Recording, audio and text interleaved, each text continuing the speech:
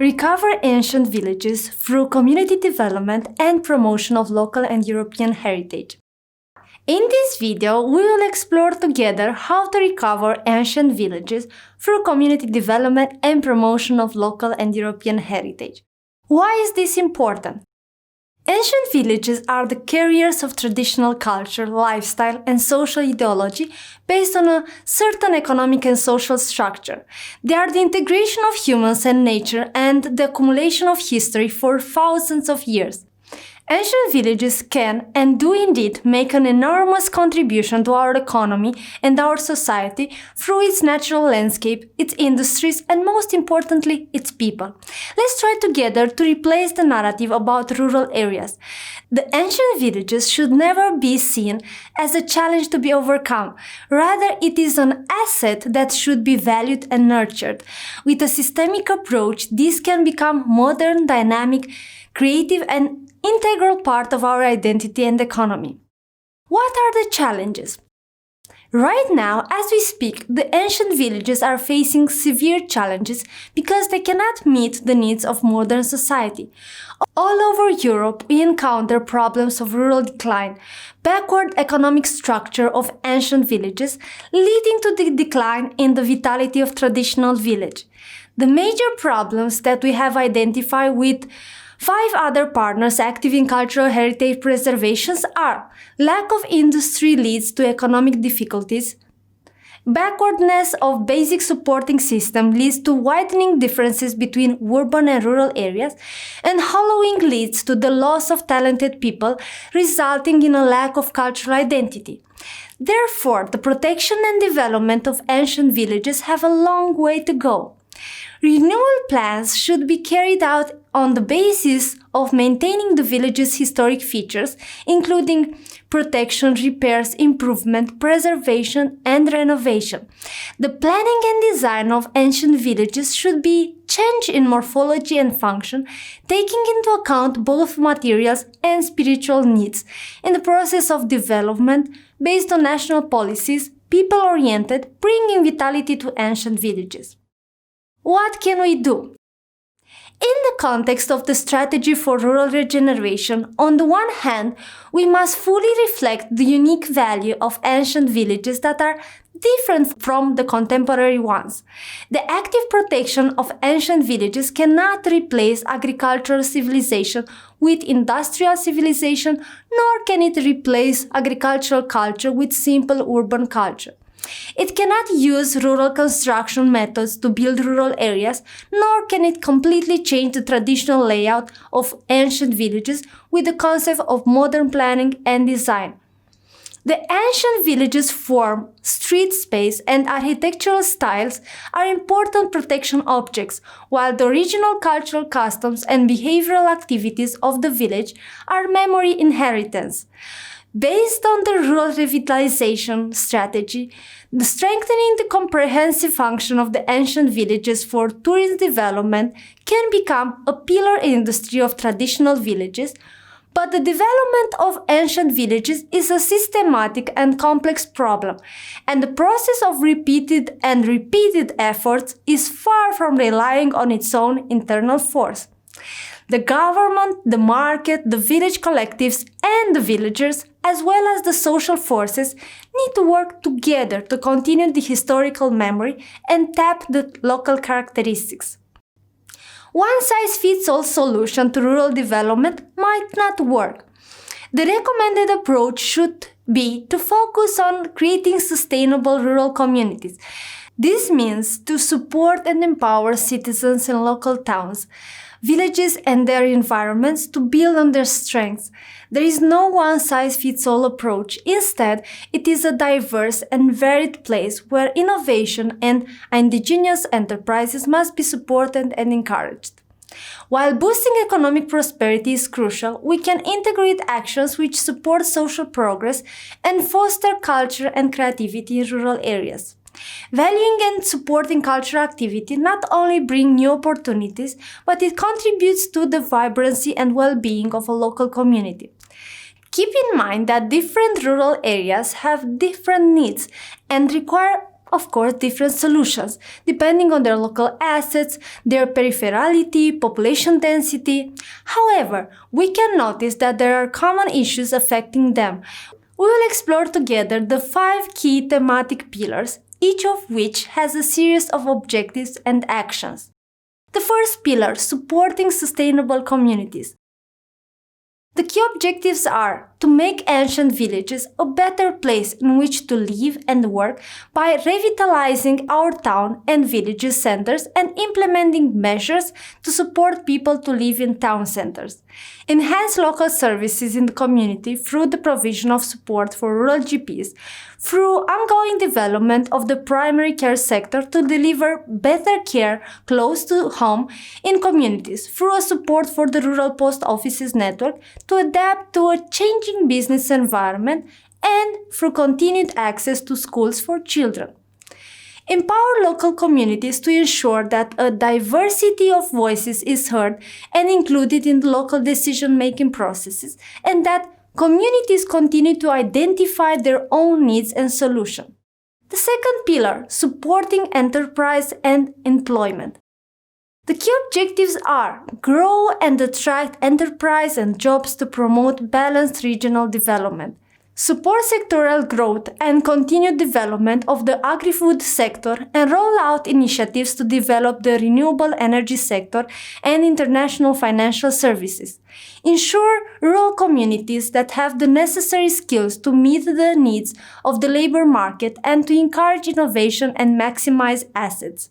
The third pillar, maximizing our rural tourism and recreation potential. The key objectives are to increase the tourist numbers, to support sustainable jobs through targeted rural tourism initiatives, including through the support of key marketing initiatives. Develop and promote activity tourism in rural areas through the development of blueways, greenways, and other recreational opportunities. Develop and promote our natural and built heritage through enhanced promotion of the national parks and natural reserve and other natural and built resources. Fourth pillar, fostering culture and creativity in rural communities. The key objectives are to increase access to the arts and enhance cultural facilities in rural communities, further develop and enhance culture and creativity in rural areas through the establishment of culture teams and creativity hubs, promote the local language as a key resource in rural communities. The fifth pillar, improving rural infrastructure and connectivity. The key objectives are bring high-speed broadband to every premises and improve mobile phone access in rural areas. Improve rural transport links through a review of services, support for our regional airports, and investment in rural infrastructure. Implement flood relief measures and other land management measures to protect our rural infrastructure. Concrete examples of interventions. Allow me in the following moments to familiarize you with some concrete examples of initiatives and interventions that were helpful in the process of recovering ancient villages through community development and promotion of local and European heritage. One of the examples in the way that Airbnb helped revitalize ancient villages of Civita, Italy. Until recently, Civita di Bagnoregio was a crumbling hamlet with a population of 10. Now it's home to the first public building in Italy to be listed on Airbnb through a unique partnership aimed at revitalizing the village's artistic heritage. Dating to the 13th century, Civita di Bagnoregio is an Italian borghi, small hamlet, relatively untouched by modern consumerism, characterized by their gastronomic and artistic heritage and traditional rhythms that transcend centuries.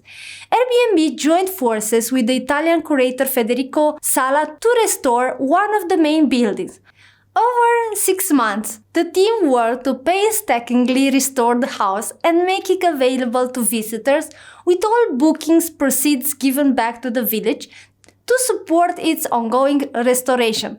For Airbnb, the restoration project was an opportunity to support rural towns while preserving and celebrating centuries of cultural heritage.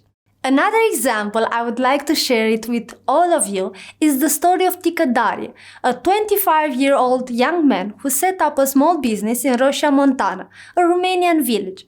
He sells wool clothing items crocheted by women. In 2013, when he started with the first socks on display on Facebook, everything seemed to be just a guide on the net. Today, Tica thinks he can make a living from it. He and a few dozen families from Roșia Montana. Currently, Tica is working on a brochure and a catalog for the store and plans to go to some traditional, organic and mountain stores to offer them a collaboration for the wool socks made in the already famous villages in the Apuseni Mountains.